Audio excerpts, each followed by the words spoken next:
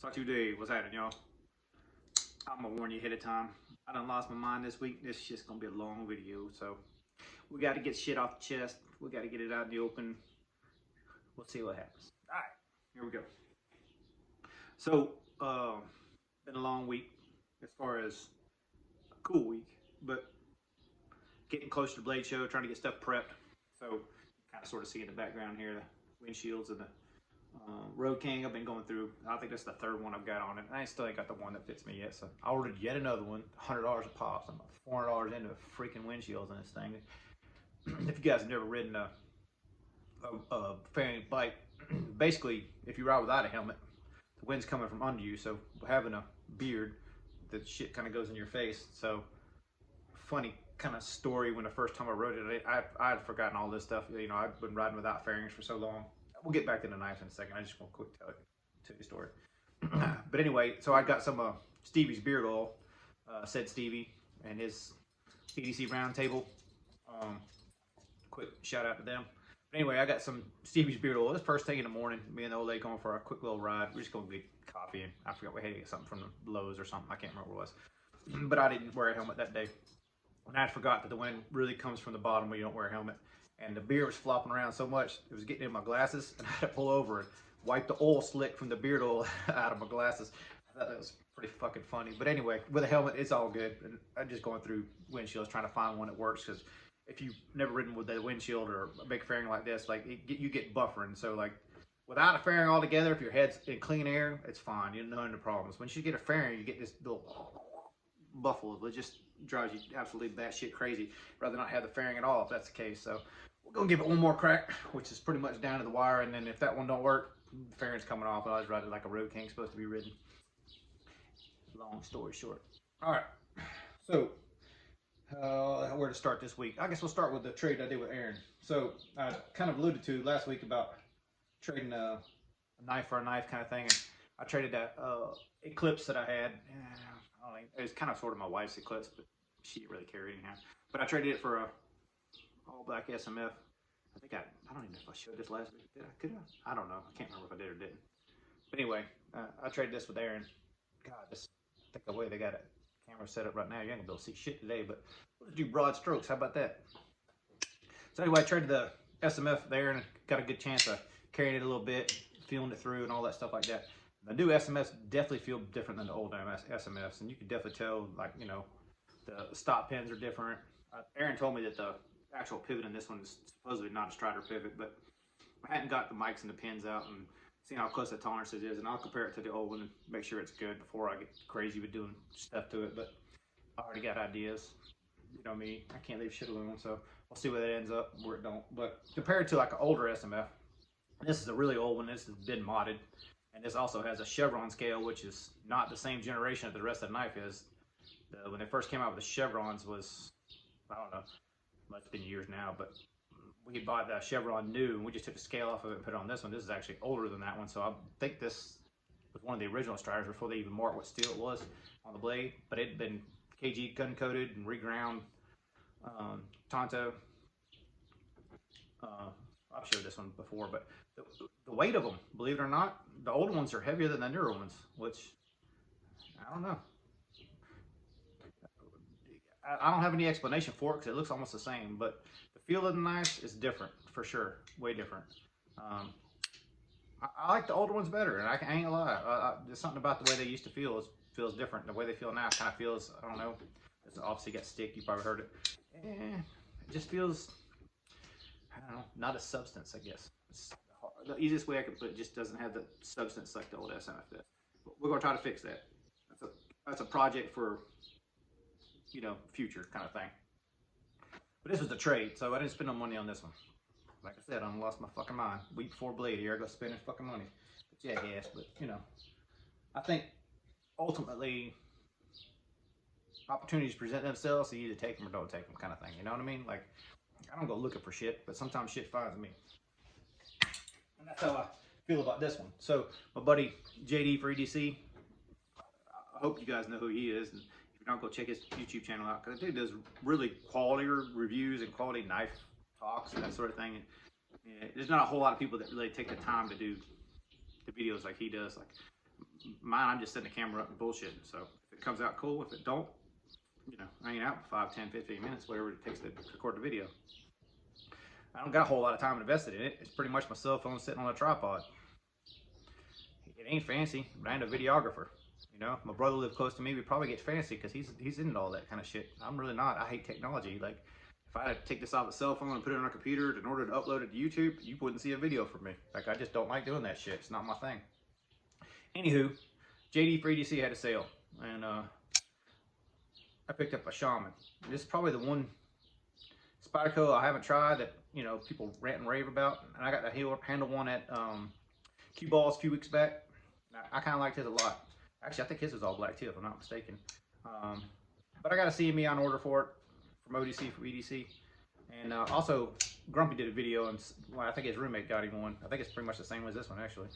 Maybe it's not, I can't remember. But anyway, I got this one just to give it a try. You know, compression lock a try, give Spyderco kind of a try, something different, not a frame lock, I guess.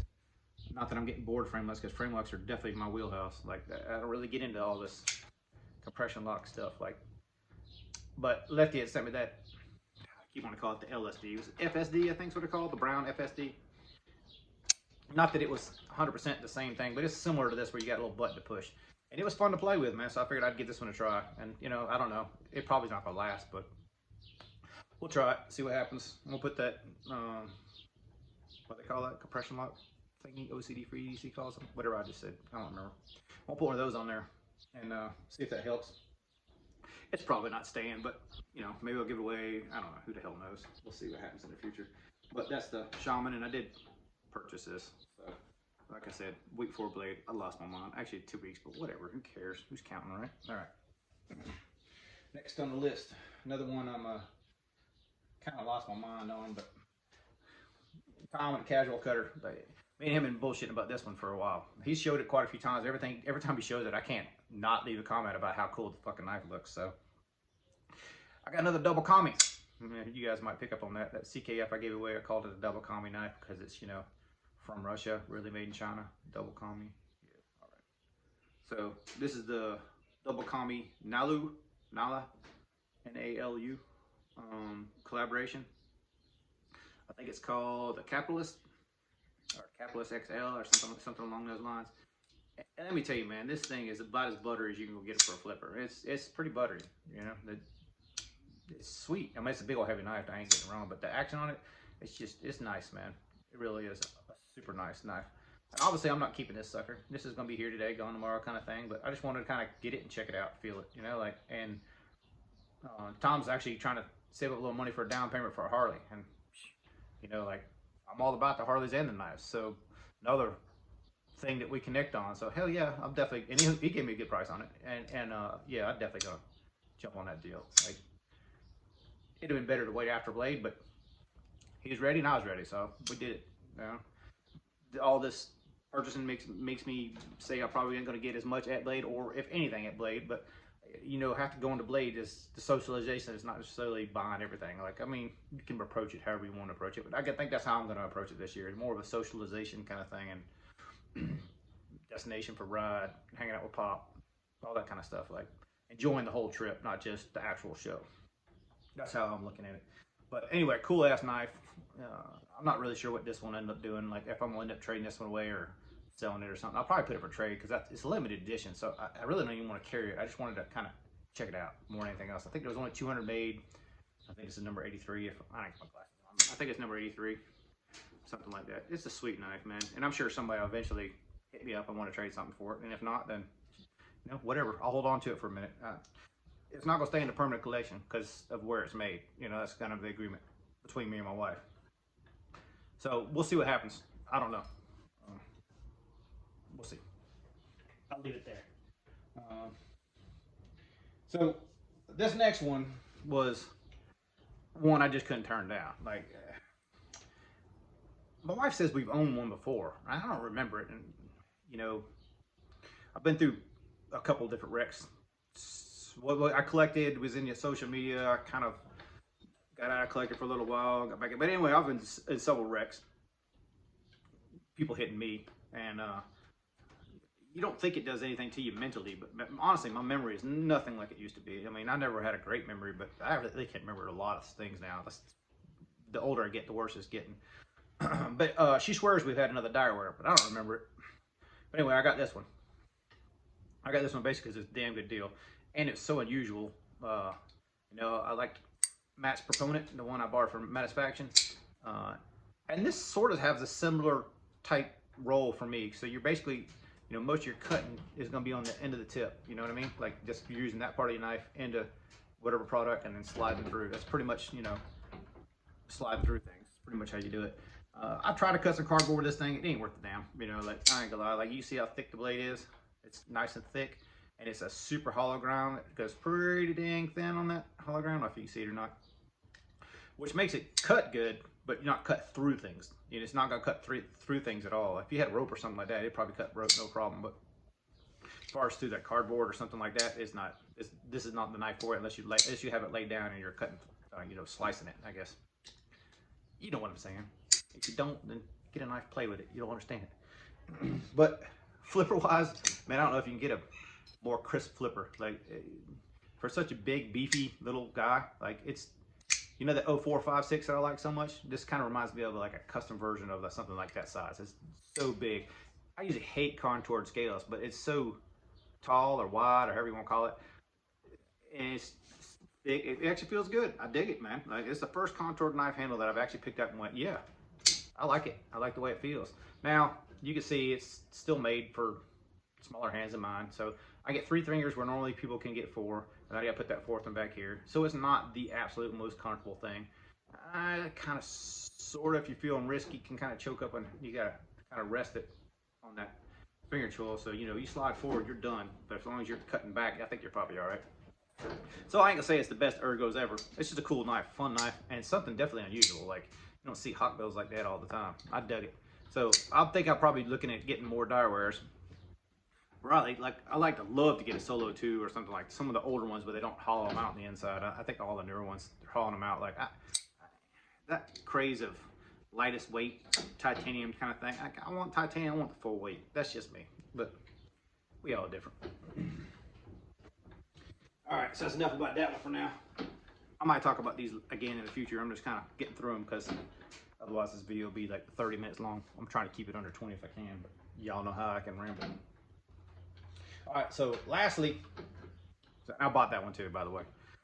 This last one I bought a long time ago, and the designer of this knife and I've been talking for eons. Like I was one of his first subscribers on YouTube, and we've pretty much been talking basically since then. So before this knife was even a thing, before he even got one made, he was talking to me about it. That's the Jason Grant gripper, Brass Brigades. Me and Jason been buddies for quite a while. I actually talked on the phone about this knife before going, but this is not the Chinese version. This is the actual custom Indonesian version made by SG Knives. Now, this is not a normal knife that I would jump for, right? This is definitely a support your buddy kind of knife, not one that I would like. You know, let's just put it this way. If I didn't know the designer, maker kind of thing, I probably wouldn't even look twice at this thing. That's just completely being honest. Do I like it? Oh, hell yeah. It's a sweet little knife. Would I have ever bought it? I don't think I would have if it wasn't for Jason. But, you know, support your bros, right? You got to. But the action on this thing is really good. And it's actually bit me a couple times. Let's see if you can see the thumb or not. I don't know if I can hold it where y'all can see it. Anyhow, it's bit me twice a day. Little sucker.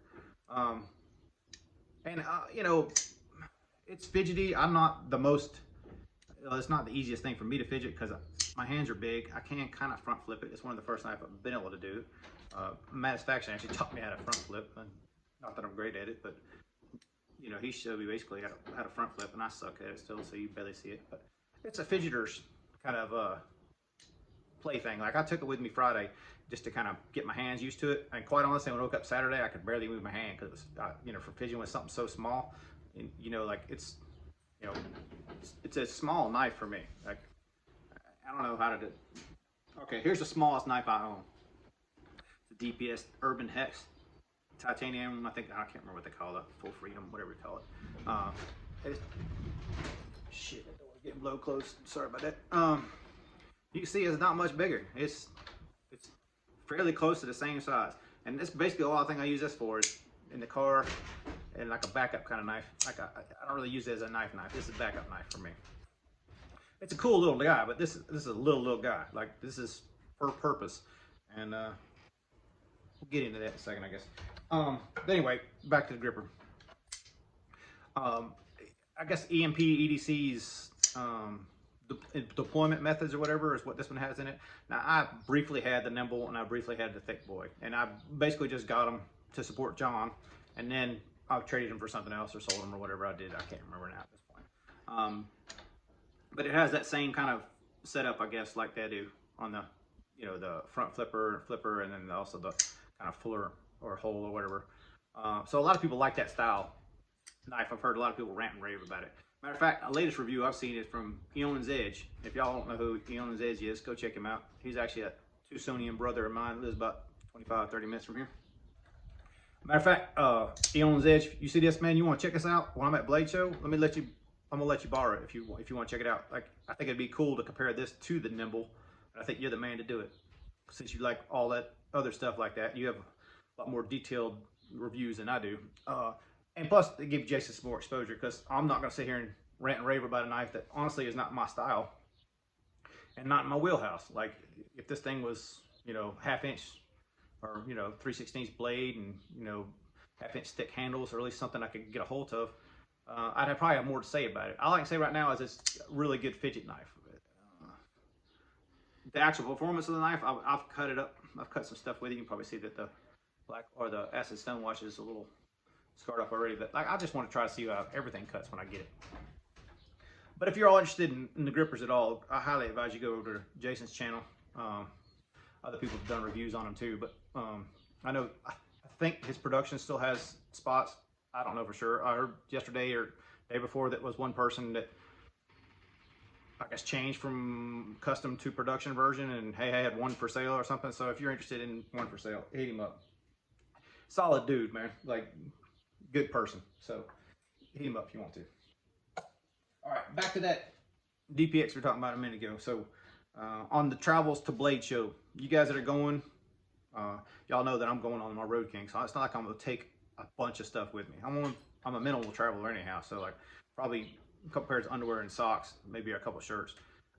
The rest I'm gonna buy as I go. Like, you know, if I need something, I'm just gonna stop and get it. If I get somewhere where it's raining and I got a tent camp, I'm just gonna find a Walmart, buy a $20 tent and do my thing.